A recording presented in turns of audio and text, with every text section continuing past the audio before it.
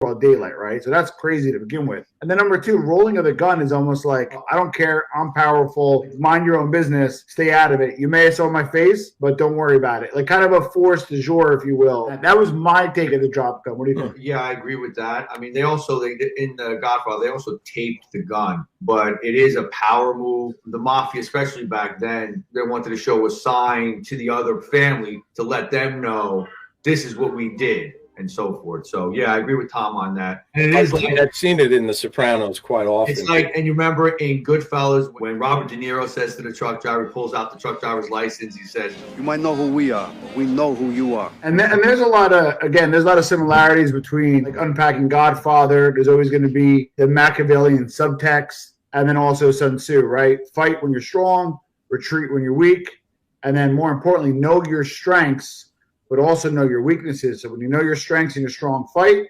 When you know you're weak in an area, retreat.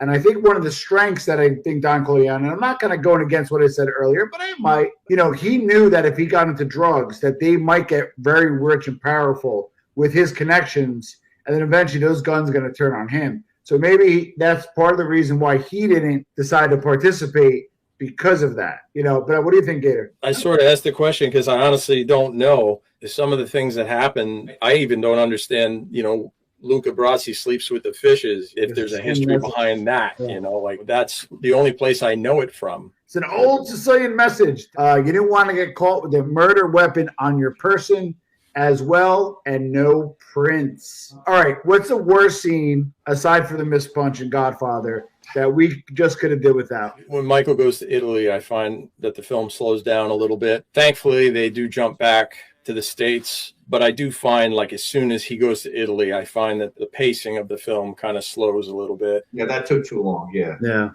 it is a little bit hokey for him to have gone over there and hook up with this girl who, she was young, man. I was looking up the actress who's still alive. She was like 15, 16 years old at the time.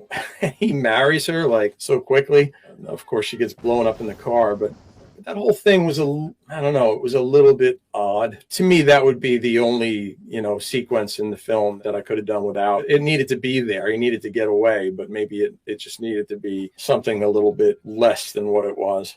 Talk about change, right? And managing change. And our lives are always changing. Our business is always changing. If we don't evolve, we die, right? With Michael, I believe he kind of moved along with the times, right? He went out to Vegas. He knew that as an opportunity. He saw himself more of a racketeer than a gangster, I believe. And he changed and transformed the Corleone family, again, to like a powerhouse that was running the show. And he did it in a very forceful way. So what do you think about change, right? How do you deal with change as a person, right? Compared to how Michael did. A lot of it's forced upon Michael, because he put family first. If he didn't have that inbred in him, he might have taken a different direction. Clearly, he didn't want to be part of the family business when he joined the military. He got away. He wanted to make a life for himself. He had a girl and he had a plan. He says to Kay, "That's my family, Kay. It's not me."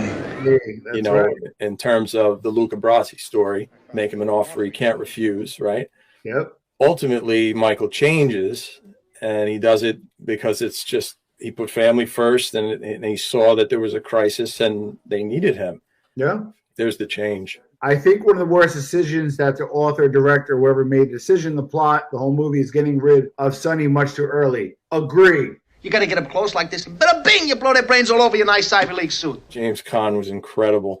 My only complaint is that he has a hairy back, and he should have shaved his back so we didn't have to look at all the fur on his back. But that's a minimal complaint. It's just me being silly. But James Caan steals every scene he's in, and he's not Italian. That's our secret. And he was friends with wise guys in real life. He was very close to Persico. There's a few in the film that are not Italian. Abe Vigoda is actually not Italian. That's right.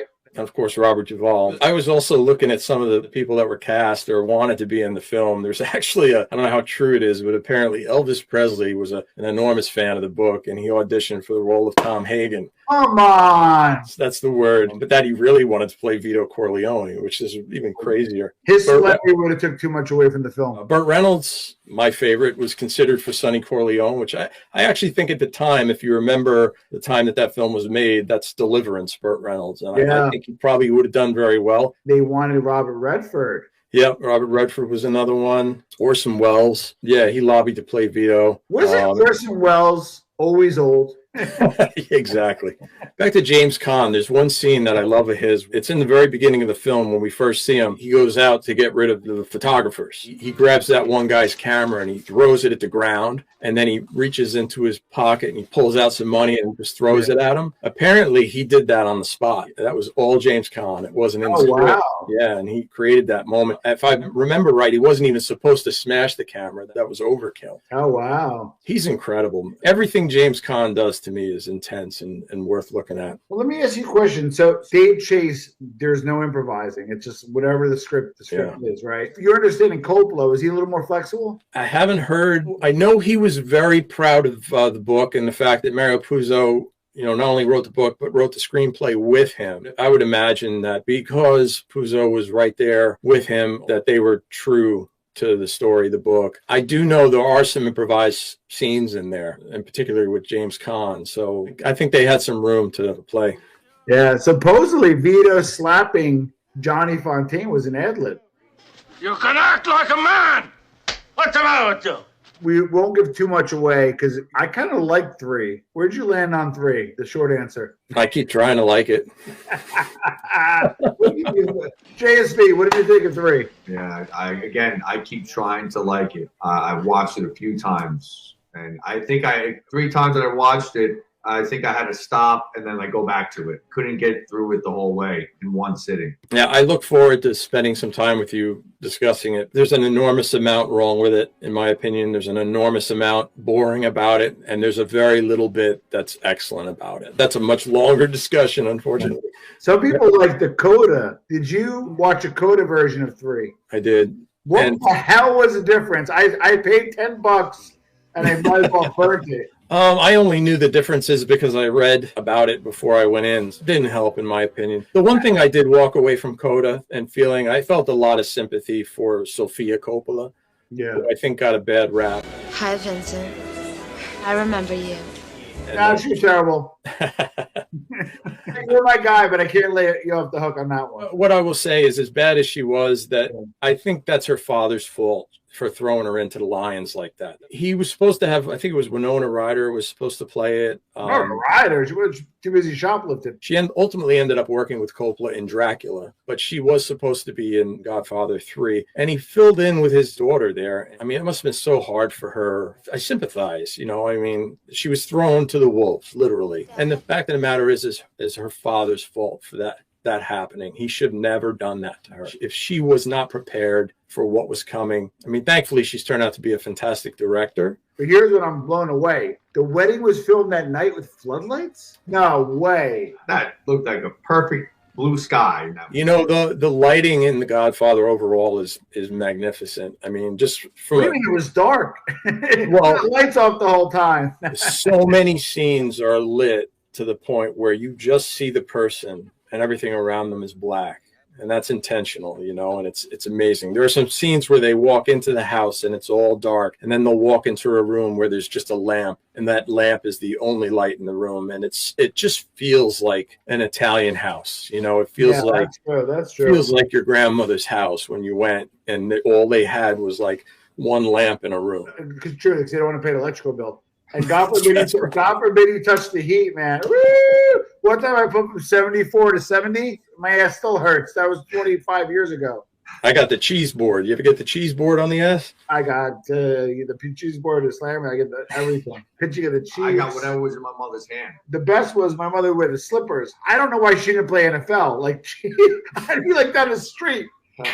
My grandmother always kept the heat off and used to whack me upside the head with a spoon. And then she used to cook with sauce. I'm not surprised. And you're like, what's that? No, but you never found a hair, though. That's a weird thing. It got emulsified or something, Wooden spoon if you're lucky. My mother used to stab my hand with a fork. And if I went to dip my bread in the gravy before anyone sat down. My mother would get mad if I put my hands up to block her hitting me. She would yell for me to put my hands down. And one time I put my hands up and she was so mad at me, she yelled to my father to say he raised his hands at me. My father came after me. My father